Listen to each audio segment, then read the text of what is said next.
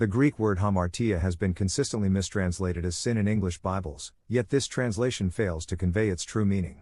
Hamartia is not an act committed, it is a condition one possesses, our inherent inability to fully trust God. It appears 28 times across 23 verses in the New Testament, and in every instance, it describes a state of being, not a specific action. Hamartia is inherited. According to Scripture, anyone born of a human father carries this condition from the moment of birth, 1 John 3:5.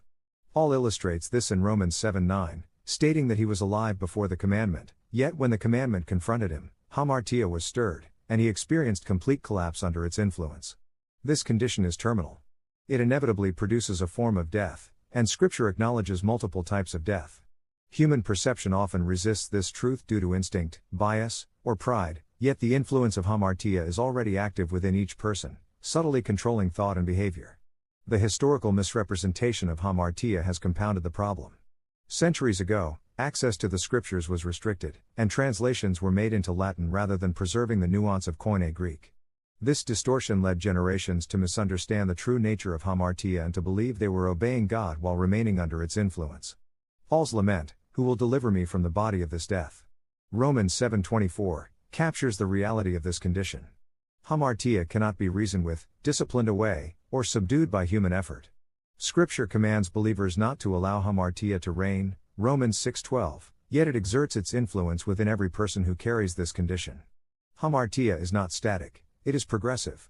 Over time, it expands, consuming more of the individual.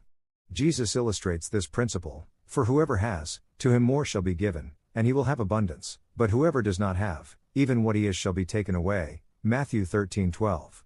Left unchecked, hamartia systematically drains the individual from within.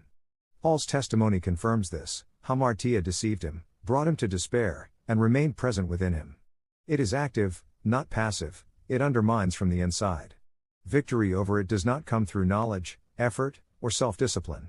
The long-standing misdefinition propagated by the Church has left most unaware of the true battlefield they face. True deliverance arises only through complete surrender. Total victory over hamartia emerges not through resistance, but through yielding fully to God. This truth is uncomfortable yet unavoidable. It alone provides genuine freedom. Yet another lie propagated by the Church is the claim that hamartia is a forgivable action, but hamartia is a permanent condition that is never removed.